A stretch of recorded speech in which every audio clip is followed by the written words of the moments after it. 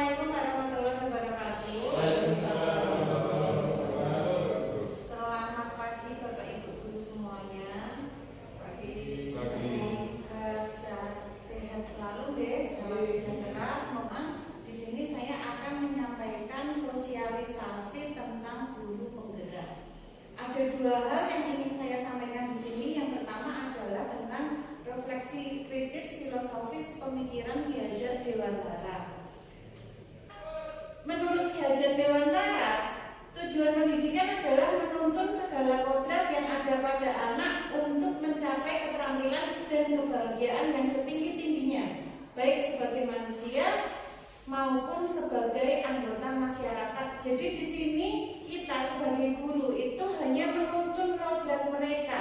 Jadi oleh sebab itu tugas kita sebagai seorang pendidik adalah menuntun agar tumbuh atau hidupnya kodrat yang ada di dalam anak tadi, agar mereka bisa memperbaiki lakunya, hidup dan tumbuhnya kekuatan kodrat pada anak tersebut. Dalam proses menuntun ini, anak itu diberi kebebasan. Jadi kita membebaskan anak, tapi kebebasan yang kita berikan kepada anak itu tidak mutlak. Di sini tugas seorang guru adalah memberikan tuntunan dan arahan agar kebebasan itu tadi tidak kehilangan arah dan dirinya, serta agar anak dapat menemukan kemerdekaannya dalam belajar. Jadi memang konsep Ki Hajar Dewantara adalah merdeka belajar. Di sini anak kita berikan kebebasan, kita tuntun dan kita arahkan. Lebih lanjut lagi, Ki Hajar Dewantara berujar bahwa keluarga itu menjadi tempat utama dalam melatih pendidikan sosial dan karakter seorang anak. Disinilah peran orang tua sebagai guru, penuntun, pemberi teladan dan pertumbuhan karakter baik pada anak. Proses pembelajaran yang mencerminkan pemikiran Ki Hajar Dewantara adalah proses pembelajaran yang merdeka. Maksudnya bagaimana pembelajaran yang merdeka? Pembelajaran yang merdeka adalah belajar yang memberikan kebebasan kepada siswa. Jadi tekanannya adalah belajar senyaman mungkin dalam suasana bahagia. Jadi bukan anak belajar seenaknya, itu tidak, tapi kita memberikan atmosfer atau kondisi atau fasilitas yang bisa memberikan kenyamanan kepada mereka dalam suasana bahagia dan tanpa adanya rasa tertekan, dan tetap dalam tuntunan dan arahan dari guru sebagai pendidik. Inilah tugas kita. Yang pertama, kita memberikan atau memfasilitasi anak dengan suasana yang nyaman. Kita datang ke sekolah, kita senyum, kita ramah. Apapun yang terjadi sebelum kita sekolah, kita tinggalkan di rumah. Anak yang tadi nakal, anak tadi habis berantem sama orang tua atau sama suami, tinggal di rumah. Ketika kita sudah ada di sekolah, kita menjadi pelayan anak, kita menghamba kepada anak. Maksudnya menghamba di sini adalah kita melayani anak. Bagaimana ketika kita masuk ke kelas dengan suasana menyenangkan, kita tersenyum, anak-anak melihat kita itu sudah enak. Beda kan kalau misalnya saya datang, ketika ini tadi saya datang, saya sudah cemberut, pastinya jenengan melihat saya males, kan? Pastinya jenengan ketika saya ngomong, bu guru rupanya wis elek, mesti keluar muni-muni, pasti seperti itu. Tetapi ketika saya datang, saya senyum, saya bertutur kata dengan baik dan lembut, pasti diterima anak itu juga enak. Apalagi kita bisa menyampaikan apa yang akan kita berikan itu dengan nyaman, dengan enak. Nah, anak itu juga minimal mereka mendengarkan kita itu dengan antusias. Kita memberikan rasa penasaran dan tertarik dulu kepada mereka. Yang kedua adalah eknabio mangun karso. Dalam pembelajaran di sini kita merangkul kepada anak-anak bagaimana agar mereka bisa mencapai tujuan pembelajaran yang kita inginkan. Dan yang terakhir yaitu Tutmuni Handayani. Sebagai seorang guru, kita di belakang mereka itu mendorong. Mendorong ini maksudnya apa? Memberikan motivasi, memberikan semangat agar mereka pada saat menerima pembelajaran mereka termotivasi. Kenapa kok saya harus belajar matematika? Kenapa kok saya harus belajar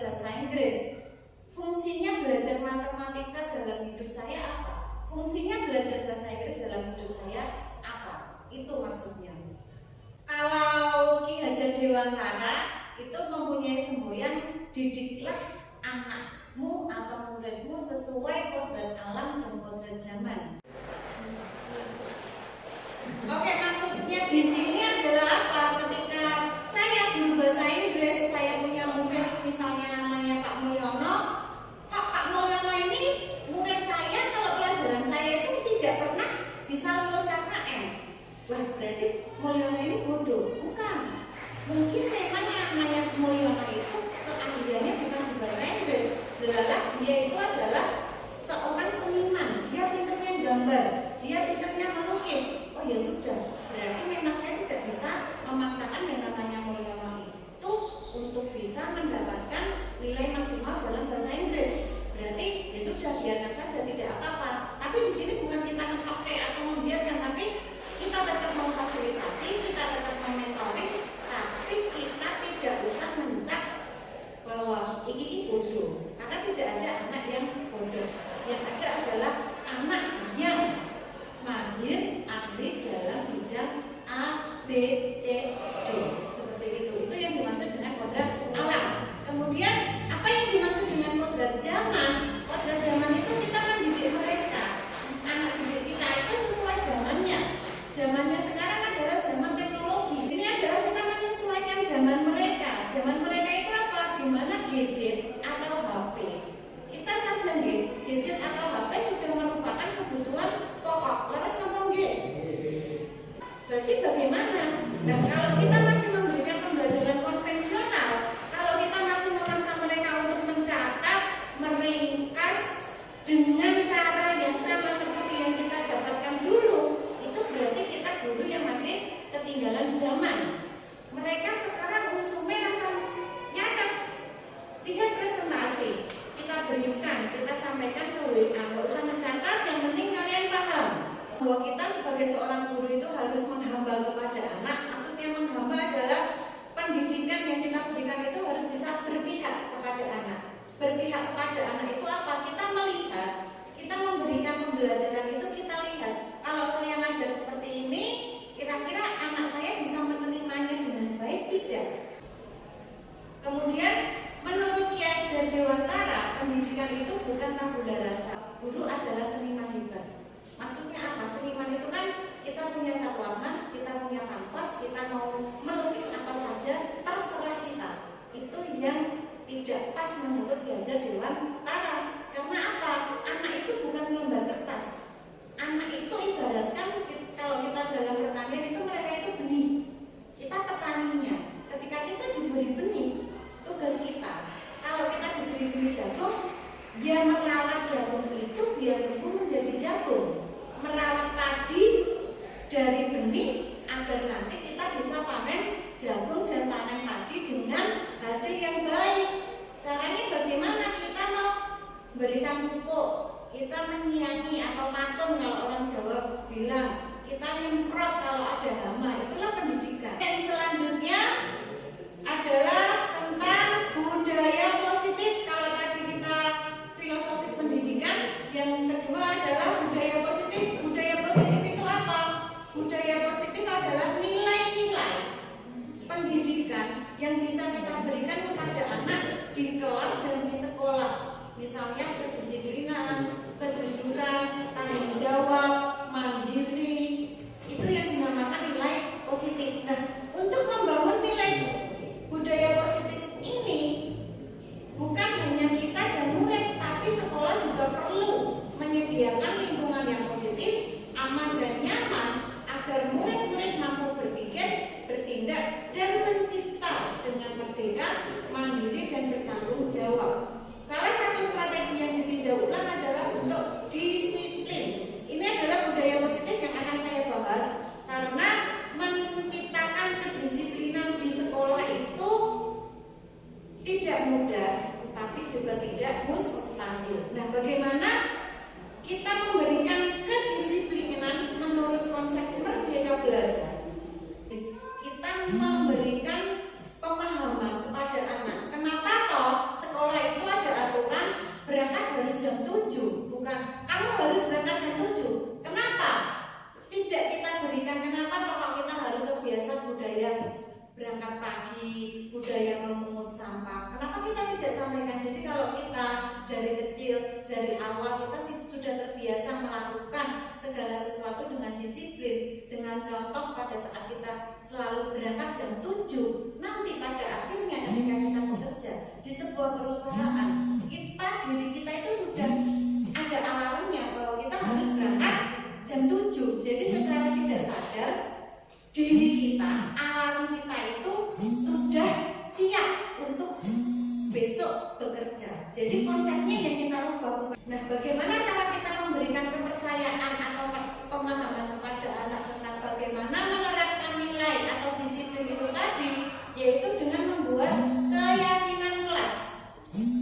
Untuk terbentuknya budaya positif, pertama-tama kita perlu menciptakan dan disepakati keyakinan atau prinsip-prinsip dasar bersama di antara para warga kelas itu tadi. Jadi bukan aturan sekolah pakai sepatu hitam, pakai seragam Senin dan Selasa harus OSIS. Dari aturan itu kita berikan pengertian kenapa kok harus berseragam, kenapa harus pakai sepatu warna hitam. Jadi mereka tidak merasa dipaksa, tapi mereka melaksanakan sebuah aturan itu dengan keikhlasan, dengan kesadaran.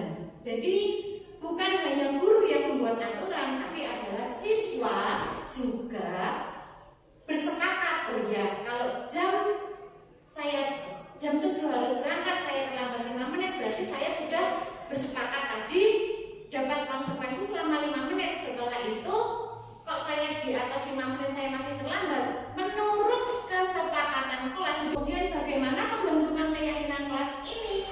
Keyakinan kelas ini lebih bersifat abstrak daripada peraturan. Jadi ini tadi, bagaimana menciptakan sebuah aturan tapi yang tidak memaksa, dibuat lebih rinci dan lebih konkret. Keyakinan kelas berupa pernyataan-pernyataan yang universal. Maksudnya bukan jika kalian terlambat kalian harus push up, tidak. Jadi kita lebih luas lagi, tidak kaku. Keyakinan kelas hendaknya tidak terlalu banyak sehingga mudah diingat dan dipahami oleh semua warga kelas.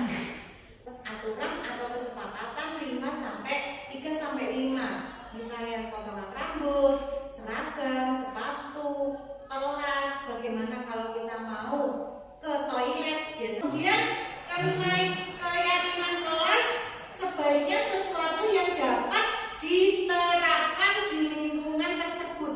Jadi kita memang membahas tentang sesuatu yang ada di dalam kelas kita, bukan yang ada di luar kelas kita.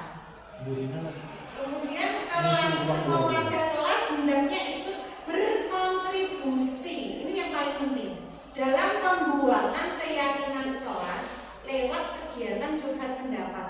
Jadi bukan hanya dibuat oleh satu guru dan ketuanya saja, atau satu guru dan pengurusnya saja, tapi kita libatkan semuanya. Biarkan anak-anak berpendapat. Bagaimana ketika anak yang melakukan indisipliner itu melaksanakan hukuman atau konsekuensi itu dengan perasaan tidak terpaksa, tapi dengan ya sudah, ini memang konsekuensi saya. Itu adalah tugas kita yang tidak mudah, tapi tidak mustahil. Kemudian bersedia meninjau kembali keyakinan kelas dari waktu ke waktu. Oke, selanjutnya di sini adalah bahwa kita sebagai seorang guru itu harus mengetahui apa yang namanya pemenuhan kebutuhan dasar. Kebutuhan dasar manusia itu intinya ada 5. Yang pertama adalah belonging, power, freedom, fun, and survival. Maksudnya apa dalam bahasa Indonesianya? Bahwa kita itu punya kebutuhan itu untuk kesenangan. Kita butuh senang, kita butuh bahagia, begitu pula anak. Kita butuh cinta dan kasih sayang. Anak-anak kita itu juga butuh kita cintai, butuh kita sayangi dalam hal pendidik dan murid. Mereka juga butuh yang namanya kekuasaan. Apalagi kita ngajar di SMK ya, ego mereka, aku iki lho ini, itu banyak, besar sekali. Nah, bagaimana kita bisa menyalurkan ego yang tinggi itu agar tidak kebablasan? Selanjutnya adalah ini yang sangat kentara di anak SMK adalah kebebasan. Bahwa mereka yang berbuat sesuatu dengan sebebas-bebasnya. Ini tugas sebagai kita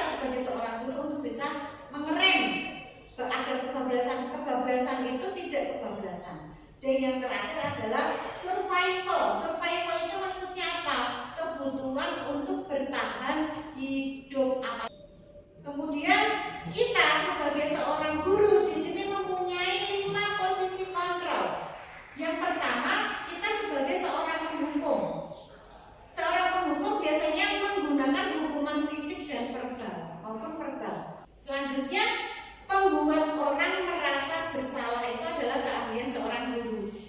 Kowe kuwi lho kapan le jenenge ra telat. Nah, kenapa tidak? Kok sesuk makan risik, Mas. Sesuk ini sing risik ya. Sesuk. Nah, seperti itu. Kemudian yang paling agak sulit adalah memposisikan kita sebagai seorang teman. Jadi ketika ada anak terlambat, kita tanya dulu, lah mau tanya jam piro Mas? Itu sudah beda dibandingkan telat meneh. Anak itu kemarin sudah telat, mau kuwi tok berusaha bangun pagi. Jadi tangine jam setengah 6, mau tangi jam 5. Ndelalah bane bocor. Ndelalah motore ijek dibombokne ning pasar. Kita tidak mau tahu. Gini telat saya telat wis pusat. Kenapa kita tidak merangkul? Mau tangi jam 5, Mas. Nah, ketika kita tahu alasannya, oh ya wis berarti sesuk coba nek ibuke arep nang pasar diterke wae. Ibuke wis. Jadi kita gali dulu apa toh masalahnya. Baru kita bisa menerapkan apakah harus anak ini menjalankan kesepakatan. Ini maksudnya disebut dengan monitor itu tadi. Yang terakhir adalah tugas guru yang paling susah adalah menjadi seorang manajer. Posisinya itu mentor, di mana guru berbuat sesuatu bersama dengan murid, mempersilahkan murid mempertanggungjawabkan perilakunya. Ketika tadi anak sudah ngaku, ternyata memang anaknya telat itu tidak disengaja karena kondisi, kita kembalikan lagi kepada anaknya. Oke Mas, kemarin kamu salah tidak? Ya Bu, saya salah. Nah itu kita sudah memberikan kesadaran bahwa mereka memang mengakui mereka salah. Kita tidak memaksanya. Oke, jadi kalau salah harusnya seperti apa? Nah kita, oke Bu, berdasarkan kesepakatan kelas kemarin kalau salah saya harus membersihkan, menyapu, membersihkan kamar mandi atau hukuman yang lain. Jadi anak-anak itu memang sadar. Terus kalau sudah seperti itu, apa yang akan kamu lakukan besok? Nah, di sini tujuan guru, tugas guru. Bukan hanya sekarang, tapi apakah akan ada perbaikan? Oke Bu, saya berjanji bahwa besok saya akan berangkat lebih awal agar tidak terlambat. Itu adalah posisi kontrol sebagai seorang manajer. Ini adalah restitusi. Apa tuh restitusi itu? Restitusi adalah cara menanamkan disiplin positif atau budaya positif pada murid yang pertama. Bukan untuk menebus kesalahan, namun untuk belajar dari kesalahan. Selanjutnya adalah untuk memperbaiki hubungan. Akan berbeda ketika Mulyono telat, Mas, usah ping 100 dengan rasanya kan akan beda. Nggih mboten, Pak?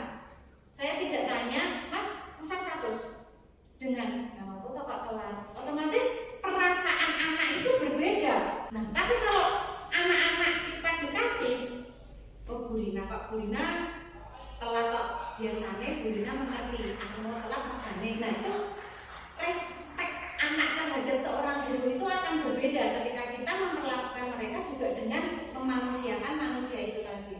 Kemudian kita memberikan sebuah tawaran itu tadi ya, bahwa menanamkan budaya disiplin itu jangan dipaksa tapi ditawar. Dengan penawaran kalau kalian bisa tepat waktu, maka besok kalian akan seperti ini, seperti ini, seperti ini.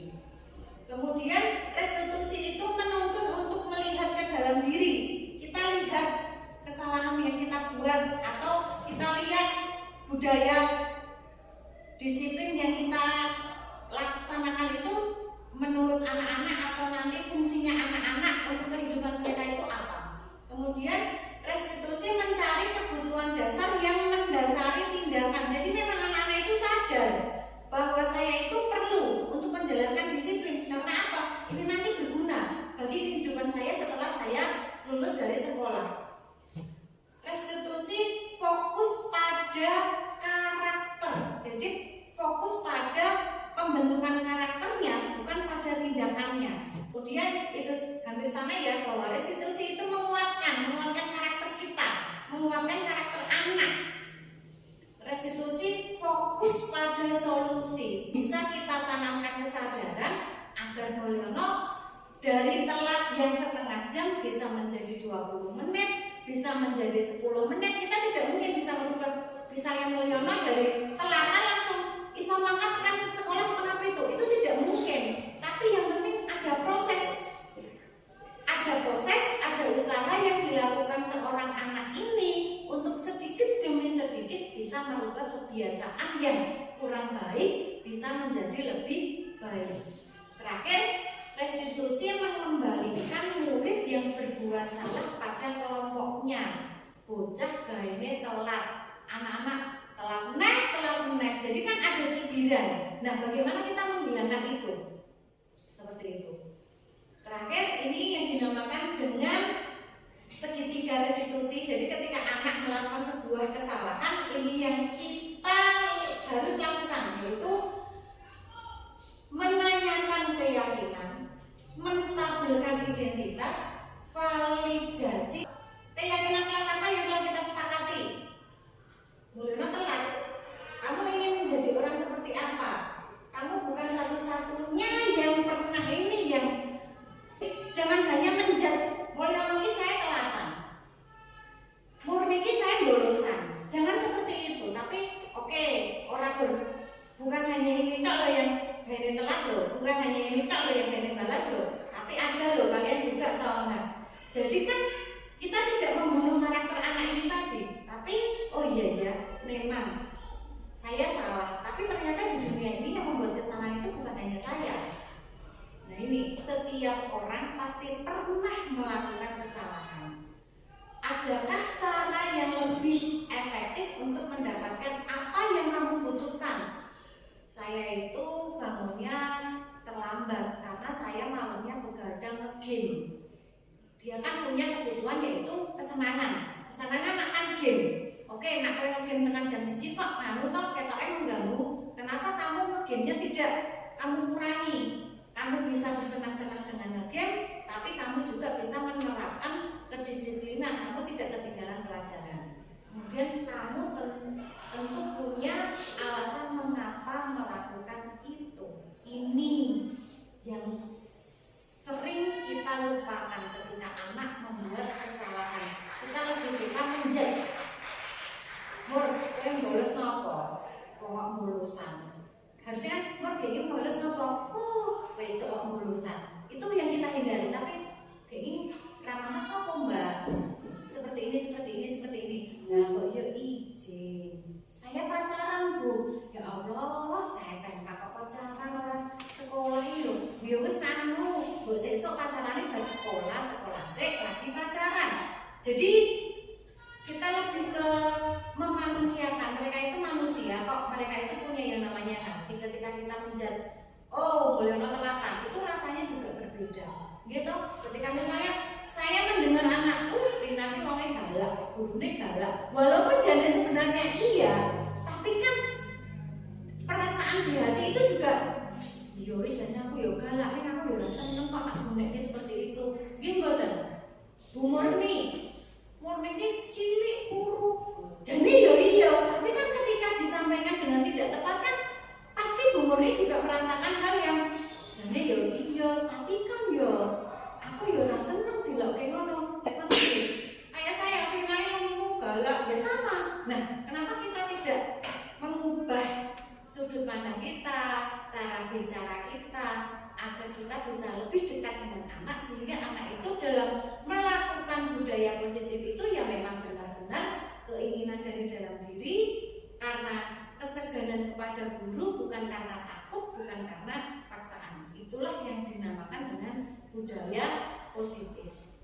Sampai di sini, terima kasih atas kehadiran Bapak Ibu Guru semua. Semoga yang saya berikan ada manfaatnya buat jenengan semua. Akhir kata dari saya, wassalamualaikum warahmatullahi wabarakatuh.